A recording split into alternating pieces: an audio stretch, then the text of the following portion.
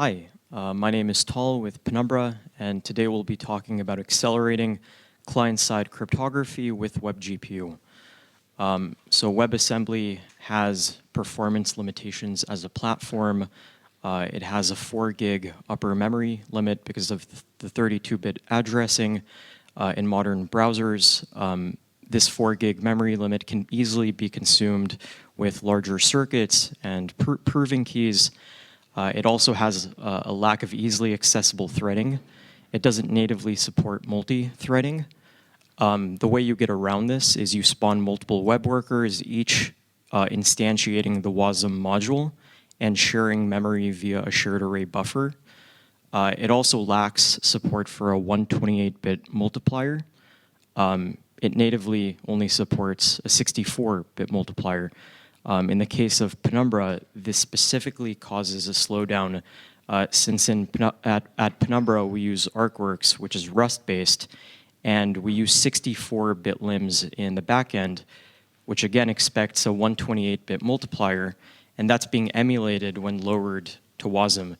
So we use ArcWorks to generate proofs very efficiently in the CLI, but when you take the Rust-based code and compile it to WASM, you have this huge emulation blow-up cost by a factor of about 25 to 30x in WASM compared to the native Rust code.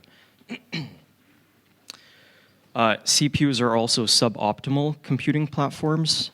Cryptographic operations involve integer computation, and that's performed mainly in the arithmetic logic unit, the ALU, which only accounts for about 5% of the core's area in the silicon die used in the computation.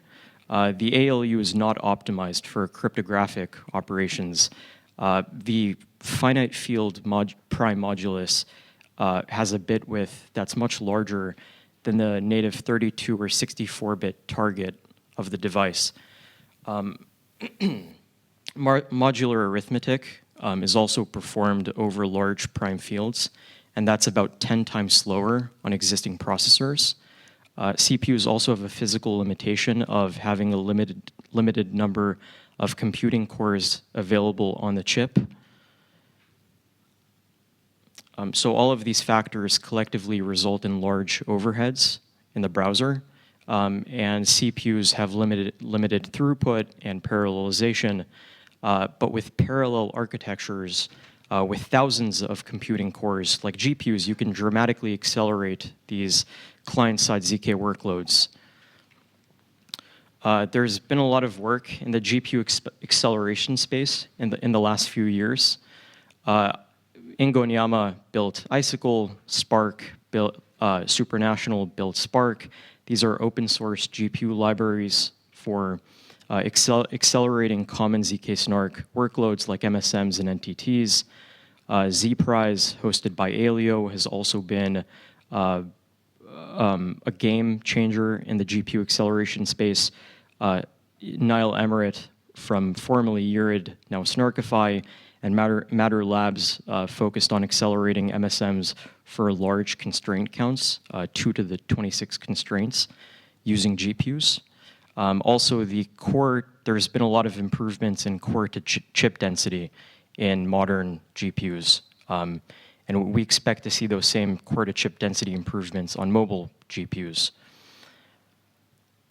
In the last few years, the mind share has been collectively focusing on like ZK VMs like SP1, Succinct, Succinct SP1, Nexus, Polygon ZK VM, and so forth. And the natural question is, with all of this like server-side acceleration going on and ZK VM construction happening, are there fast client-side ZK VMs? And the answer is not really. If you look at the server-side hardware acceleration space, most ZK VMs are server-side optimized, so these are gigantic 2 to the 26 constraint VM circuits. These are, they have large memory requirements. SP1's SP1 with Plonky 3 has a 128 gig memory requirement. So these aren't feasible to run on a client device. Nexus notably has been working on a Nova folding ZKVM with IVC, which keeps the memory requirements under 4 gigs, but the trade-off is larger client-side proofs. So the natural question is, can WebGPU be used to push beyond these boundaries and accelerate browser-based cryptography? And we think the answer is yes. So introducing WebGPU, a client-side GPU API, client-side ZK acceleration is in the browser is relatively underexplored, and WebGPU essentially taps into the client's GPU to tackle this problem and accelerate these workloads. Chrome shipped native WebGPU support in V113 in 2023. Before V113, the developer had to enable experimental WebGPU flags, which made the WebGPU platform very unstable and hard to work with. WebGPU is also a successor to the WebGL standard. It supports GPGPU for general purpose compute rather than just graphics like WebGL. You can think of WebGPU as a general abstraction layer. It's an API that lets you natively access the device's GPU from the browser. It's a small abstraction layer between the physical, discrete, and integrated GPU and the web browser running the WebGPU API.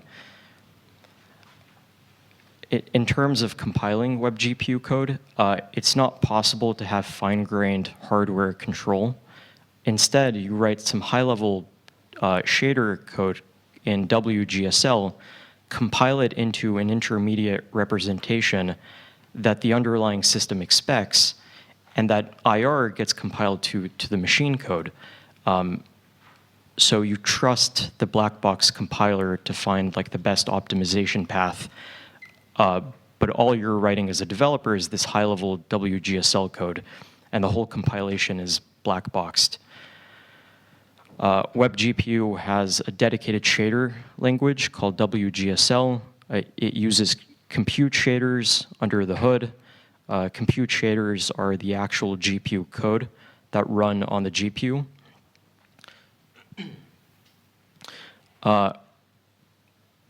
Again, WebGPU compiles to the native compilation target of the GPU, so the browser takes the shader WGSL code and compiles it to HLSL for DirectX 12, MSL for Metal, Spear 5 for Vulkan.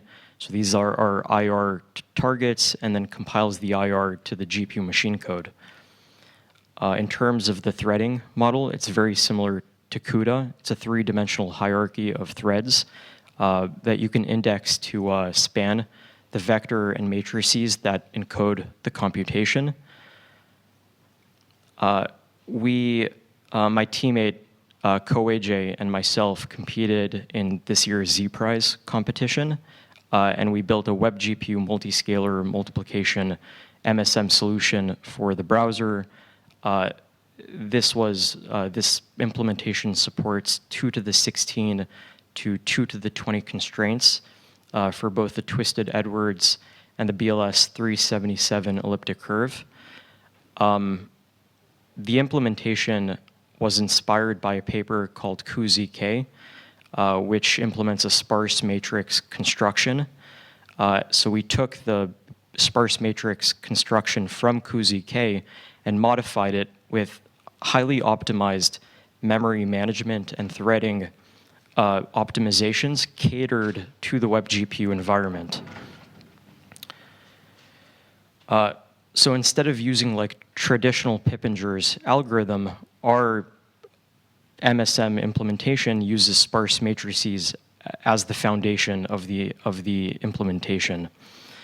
The MSM essentially takes the main operations from Pippinger and transforms them into a collection of sparse matrix operations, like sparse matrix transpositions and sparse matrix vector multiplications. All of the elliptic curve points and scalars are stored in sparse matrices in a memory-efficient storage format called compressed sparse row, CSR. So essentially what we do is we take the high-level Pippinger operations, rewrite them in sparse matrix form, and compute the full MSM with sparse matrix algorithms. The vast majority of the operations execute on the GPU. We wanted to avoid the costly data transfers between the CPU and the GPU. So we only transfer data to the GPU when it's necessary. So at the beginning of the computation, we take the affine points and scalars, convert them to bytes, and then store those bytes in storage buffers, and then offload that to the GPU. Every one of these white boxes in the GPU section is a dedicated shader. So it's machine code that runs on the GPU, and then we do a data transfer back to the CPU. At the end of the computation, we transfer a small number of bucket sums and finalize the computation on the CPU. So most of the computation happens on the GPU, and we do a small data transfer at the beginning and at the end.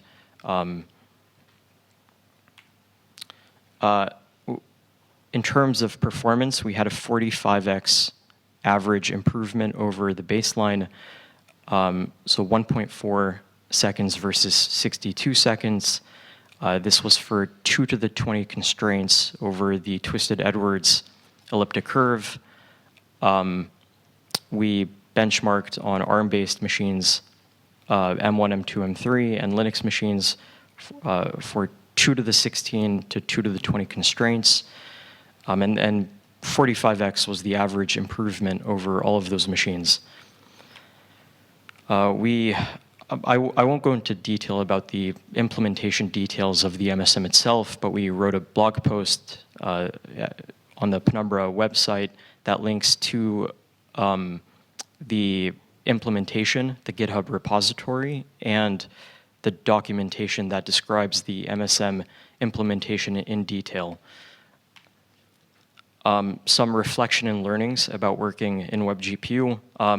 We came to the conclusion that SIMD vector instructions in WASM are a more production-ready platform compared to WebGPU at the moment.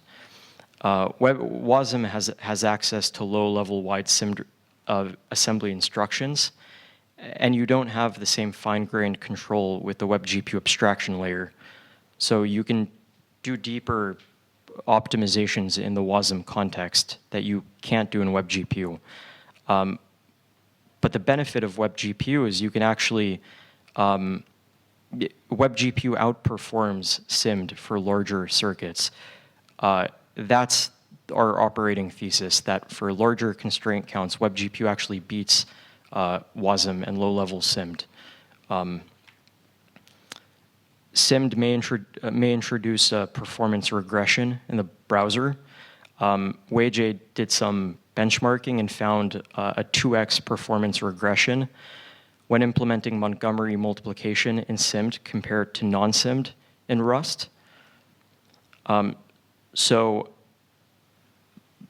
the idea is if you do two 32-bit multiplications, you can do two 32-bit by 32-bit multiplications per SIMD operation. And in theory, that should be faster than doing non-SIMD. But what we found was WASM has SIMD instructions, but neither x86 or ARM have matching native instructions. So that means Chrome emulates SIMD with multiple instructions, which actually ends up being slower than non-SIMD instructions. If you look at the WASM documentation, it says the same thing, that there are semantic differences between the host's hardware and the WebAssembly semantics. So you implement SIMD code expecting it to be faster, but in fact, Chrome emulates all of these instructions, and you have a 2x performance regression when implementing a simple Montgomery multiplication. The way you get around this is by using floating point math.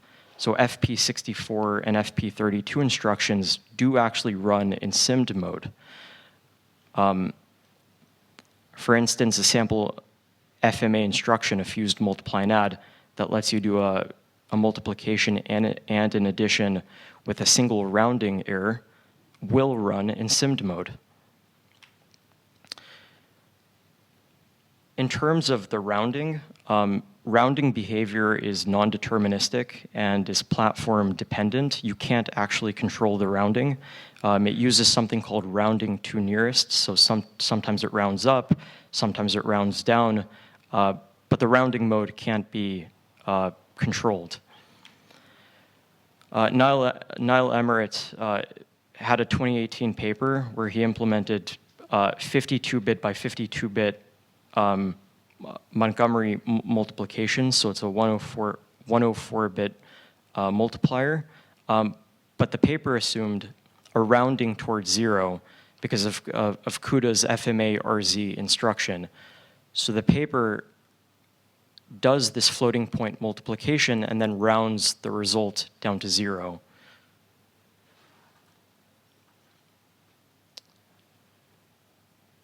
In his ZPrize implementation, he referenced the same paper but used 51-bit limbs with FMA SIMD opcodes in WASM. This F64 relaxed MAD is a relaxed SIMD opcode. It's a WASM enhancement. And essentially, by moving from 52-bit limbs to 51-bit limbs and some clever rounding tricks, he solved the non-deterministic rounding and turned non-deterministic rounding errors to be deterministic. So the whole idea is instead of doing 52-bit by 52-bit multiplication, you can do 51-bit by 51-bit multiplication and essentially solve this non-deterministic rounding with some clever rounding tricks. The thing we're looking at now is floating points in WebGPU. WebGPU has a dedicated built-in FMA instruction, which we can use to implement Montgomery multiplication using floating points. The way you implement floating points in WebGPU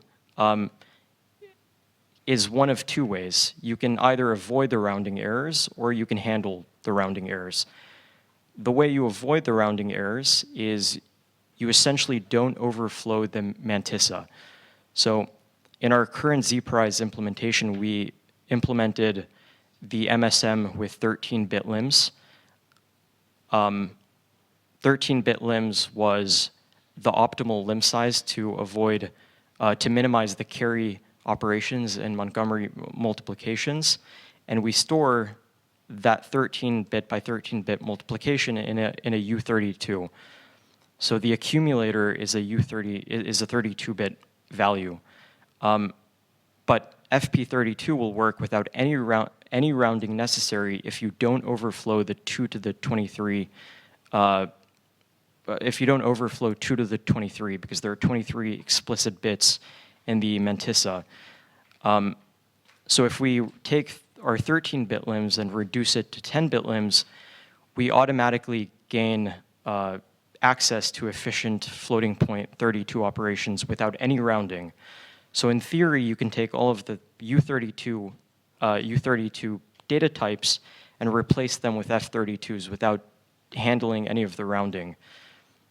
Because again, the multiplications don't overflow the mantissa. If we keep 13-bit limbs, we need to handle the rounding explicitly, and we need to reference Niall's implementation to implement the correct rounding modes.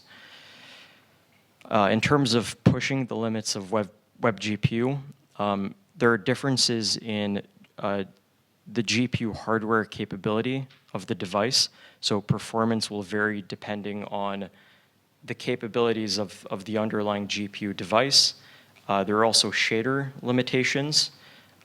If you increase the depth and complexity of the WGSL shader, that can decrease GPU performance and lead to crashes. We implemented a very dense shader in our MSM scheme that crashed in M3 Pro. So the way you get around that is you take the complex shader and you break it up into multiple shader components. WebGPU also has compilation time. So executing GPU code requires compiling the WGSL shaders once, and then the code is cached. So you pay a large compilation cost up front. Performance also varies between browser versions. As the WebGPU standard matures, the WebGPU standard will get faster, but older versions of WebGPU will be slower.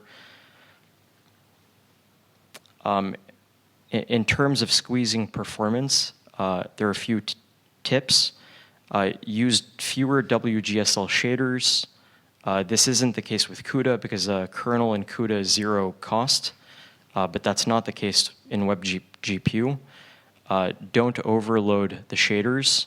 If the complexity or depth of the shader gets too large, again, it can crash the machine. Efficiently manage storage buffer allocations, and be aware of the GPU device limits. If you go beyond those limits, you can also crash the machine. We expect the WebGPU API to evolve over the coming years, but there are some areas that have not been explored. One of them is multi-device proof generation, where you take multiple WebGPU instances, peer-to-peer networked across multiple devices to share and compute a workload. Also, new low-level features like storing big integer limbs in floating points.